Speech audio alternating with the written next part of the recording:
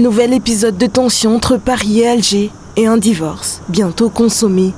L'Algérie entend désormais s'engager dans un processus de rupture totale avec la France par le biais de 2 projets de loi à d'importante ampleur. Dans un contexte de tension croissante entre ces 2 pays, le président de l'Assemblée du peuple algérien, Ibrahim Boughali, a appelé jeudi à l'adoption d'une loi criminalisant les 132 années de domination coloniale française en Algérie. Rappelant les nombreuses victimes de ce régime colonial, l'homme politique algérien a exigé de la France qu'elle reconnaisse ses crimes, à savoir des crimes de guerre, crimes contre l'humanité et génocide.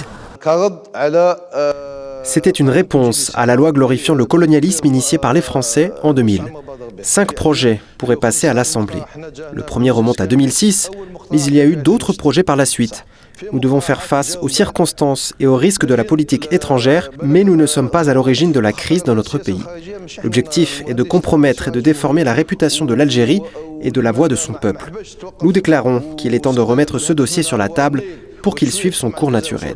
Nous ne devons plus rester dans une posture défensive, le temps est venu pour nous aussi d'attaquer. Nous disposons de nos cartes et nous avons toutes les preuves qu'il faut pour défendre l'image de l'Algérie. Nous ne prêterons aucune attention à toute partie qui porte atteinte à la crédibilité et remet en cause la confiance dans les martyrs, car nous en sommes responsables. Nous devons préserver cette confiance. Cette loi sera votée au nom du peuple algérien, pas au nom d'un bloc ou d'un groupe parlementaire. Nous serons guidés par la volonté du peuple et cette loi sera votée à l'Assemblée au nom du peuple algérien. Je crois que la situation nous oblige à prendre ce chemin à long terme. Autre loi qui pourrait éventuellement entrer en vigueur dans le pays, celle qui vise à abolir l'emploi du français dans les documents législatifs officiels. Ainsi sera supprimée la version française du journal officiel, faisant de l'arabe la seule langue employée dans des textes législatifs et réglementaires.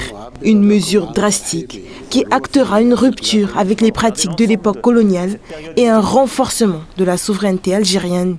Il n'est pas raisonnable que le provisoire devienne permanent après plus de 60 ans d'indépendance.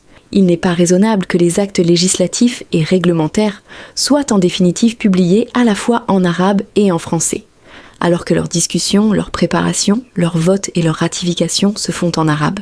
L'affaire de l'écrivain franco-algérien Boualem Sansal, politique migratoire, Sahara occidental, nombreux sont les sujets de discorde entre Abdelmadjid Tebboune et son homologue français Emmanuel Macron.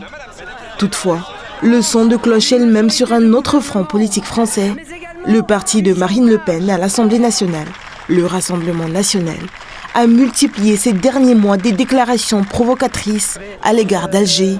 La dernière en date, l'affirmation scandaleuse de Madame Le Pen, arguant que le colonialisme n'aura finalement pas été une tragédie.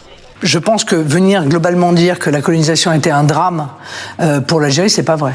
Économiquement, en termes d'infrastructures, etc., la France a apporté à l'Algérie un capital qui aurait dû lui permettre d'ailleurs encore une fois de se développer et de devenir, comme je l'ai dit, la Norvège du Maghreb. Rien ne va plus entre Paris et Alger, tandis que le bras de fer entre ces 2 pays gagne en intensité.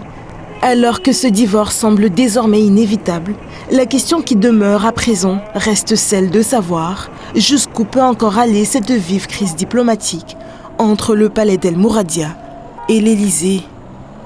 Vous savez, cette crise n'a pas besoin d'un projet de loi parce qu'elle est énorme, elle est sur plusieurs échelles et plusieurs fronts.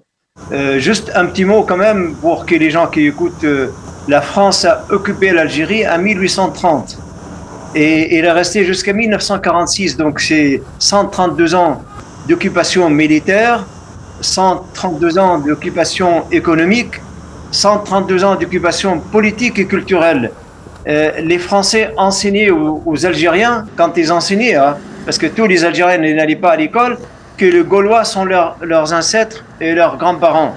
Donc la France a voulu couper totalement l'Algérie de son milieu arabo-musulman.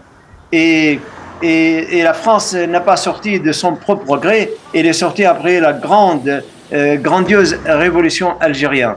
Donc depuis, la France est sortie militairement, mais elle a resté à l'intérieur de l'Algérie avec ce qu'on appelle le Hizb Faransa, le parti de la France. Il avait beaucoup des agents qui sont restés à l'intérieur de l'administration. Il y a beaucoup des Algériens qui soient... Il y a 3 niveaux de rejet pour la langue française en Algérie. Il y a d'abord le journal officiel qui est le sujet de cet projet de loi des députés, c'est-à-dire l'organe officiel en Algérie. C'est absolument pas normal que la constitution algérienne dit que la langue arabe est la langue du pays et qu'on continue à éditer l'organe officiel en langue française. La deuxième, c'est la langue française dans l'enseignement. Qu'est-ce que vous voulez qu'on fasse? La France, elle est reculée énormément à l'échelle scientifique. Donc, c'est normal que l'Algérie puisse enseigner l'anglais pour qu'il reste à la page au niveau d'enseignement technique et scientifique.